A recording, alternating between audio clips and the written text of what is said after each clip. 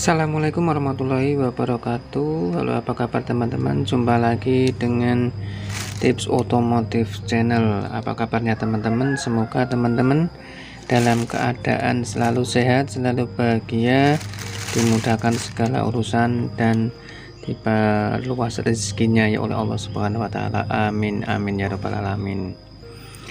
Di hari ini, saat ini saya akan share kepada teman-teman berbagi informasi seputar otomotif soal plat kopling atau kampas kopling untuk mobil Avanza. Di depan saya ini sudah ada ini part kampas kopling set ya, yaitu ada 3 macam. Ini dulu bekas saya untuk mobil saya ini ya. Ini mobil saya ini all new Avanza tahun 2012. Jadi waktu itu sekitar setahun yang lalu. Sebentar, ini saya buka dulu ya. Ini ya. Jadi setahun yang lalu ya, sudah hampir setahun lebih lah. Ini saya melakukan pergantian kampas kopling ya. Jadi setelah kurang lebih berapa tahun ya, ini tahun 2012 saya ganti tahun 2021. Di kilometer untuk waktu penggantian itu mobil saya tahun kilometernya 102.000. Jadi ternyata ya memang benar rata-rata itu untuk normalnya itu di kilometer 102.000 kampas kopling harus minta ganti. Gejalanya apa teman-teman? Gejalanya terakhir itu harus saya ganti itu lama kelamaan seperti di video saya ya, mengenai ciri-ciri tanda-tanda kampas kopling minta ganti. Itu ketika digas RPM naik tapi nggak mau jalannya lambat, mengayun, naiknya telat ya, lajunya naiknya telat, gasnya RPM-nya tinggi tapi belum bisa melaju langsung secara spontan. Itu tanda-tanda yang paling saya rasakan dan saya tidak nyaman, dan saya khawatir kalau suatu saat di perjalanan jauh dan akhirnya habis, benar-benar habis, tidak mau jalan, makanya saya ganti. Untuk kondisi platnya seperti ini ya teman-teman. Jadi video ini saya menunjukkan seperti apa kondisi untuk kampas kopling atau plat kopling yang sudah aus. Ciri-cirinya seperti apa? Seperti ini teman-teman. Jadi ini ada 3 part ya. Waktu dibongkar itu saya beli satu set. Itu drag lacquer atau rilis bearing ya. Ini rilis bearing. Kemudian ini koplingnya, kampas koplingnya. Kemudian ini dekrop atau matahari. Lalu kemudian ciri-ciri untuk plat kopling yang sudah aus atau rusak itu yang apa ya teman-teman? Kita lihat kampas koplingnya dulu. Ini di kampas kopling,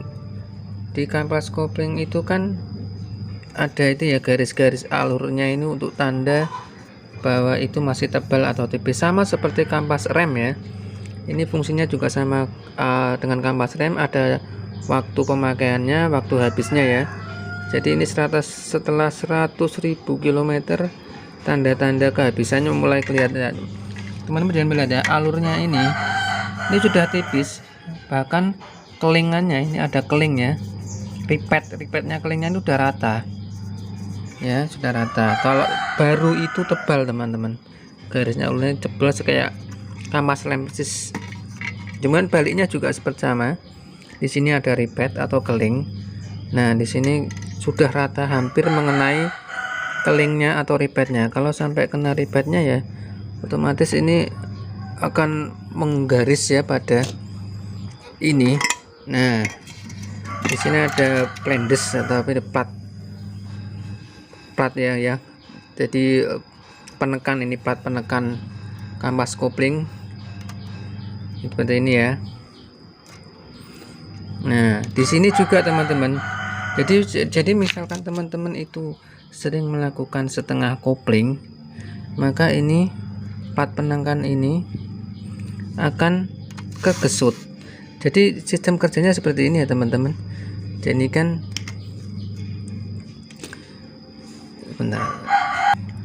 jadi dari mesin melalui krek as itu ya, dari krek as terus ke plat kopling, kampas kopling, kemudian kampas kopling ini akan menempel pada plat penekan yang ada di matahari ini ya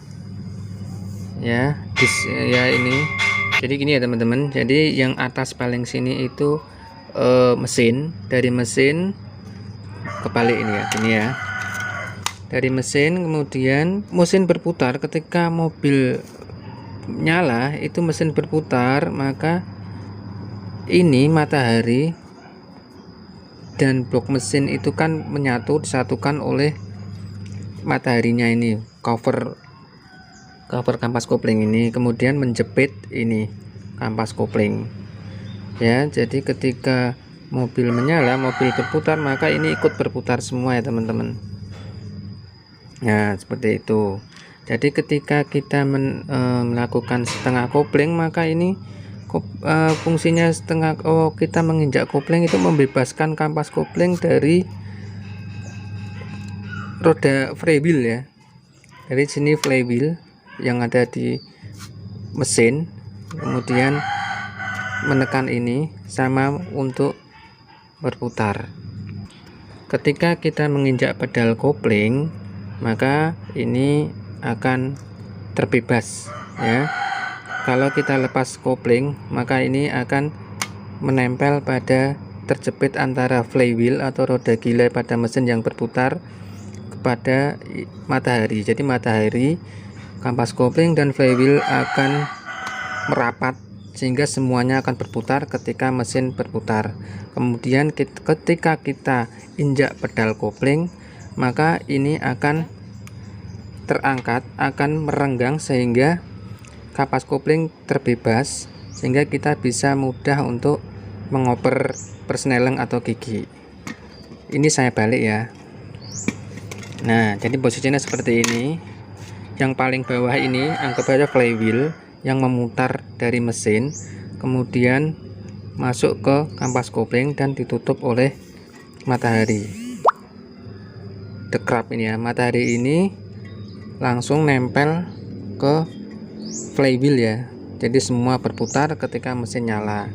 Kemudian caranya, terus prosesnya kita injak kopling itu untuk membebaskan tekanan dari plat penekan dari matahari ini. Dan ini kan plat ini tadi menekan kampas kopling sehingga ketika mobil nyala berputar semua ya. Untuk berpindah gigi kita kan harus membebaskan plat kopling agar kita bisa memindah gigi. Makanya jika kita saat pindah gigi itu tekanan pedal kopling tidak sempurna, maka kita akan susah untuk memindah gigi.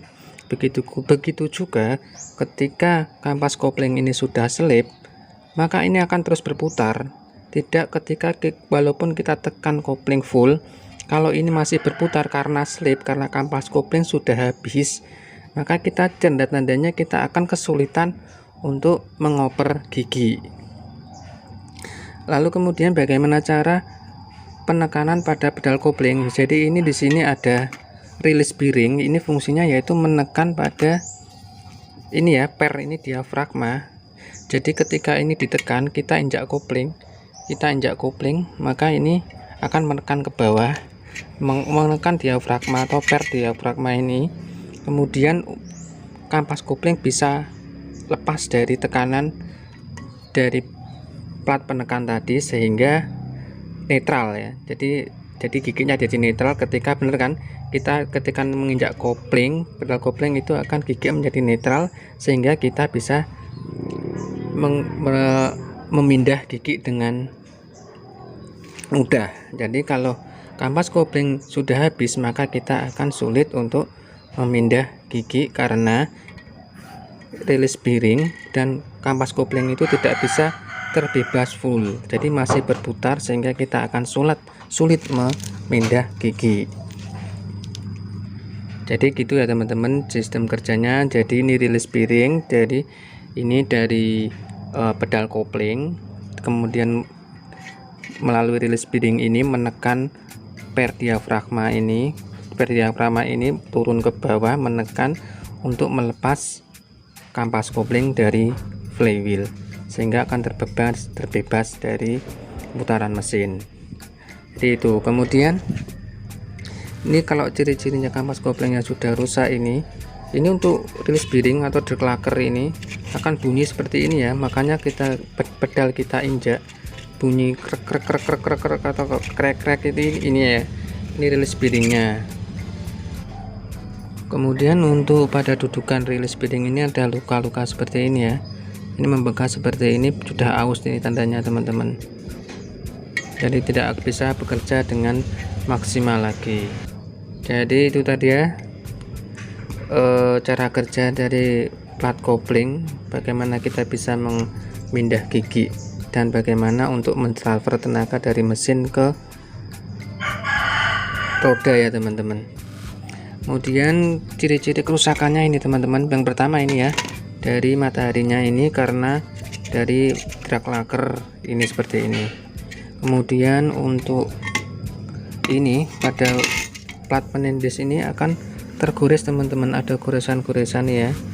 Ini karena biasanya stang kopling akan panas ya. Begitu panas, jika panas setengah kopling kan selip ya, selip terus. Kalau diputar, digas, semakin digas itu akan panas dan menimbulkan asap, bau gosong, bau angus. Itu dari sini teman-teman, dari gesekan plat kopling dan plat penindis ini ya, penekan ini. Nah jadi seperti itu ya teman-teman. Jadi kalau mengganti plat kopling sebaiknya diganti satu set ya. Satu set itu terdiri dari rilis bearing atau drag lacquer, kemudian kampas kopling atau plat kopling, kemudian matahari atau dekrup ya. Jadi 3 set ini ya kalau beli ya. Drag lacquer, kampas kopling, dekrup, kampas kopling sama rilis bearing. Ini kalau baru saya beli itu ada harganya macam-macam ya. Ini saya ganti dengan satu set itu sekitar 900.000.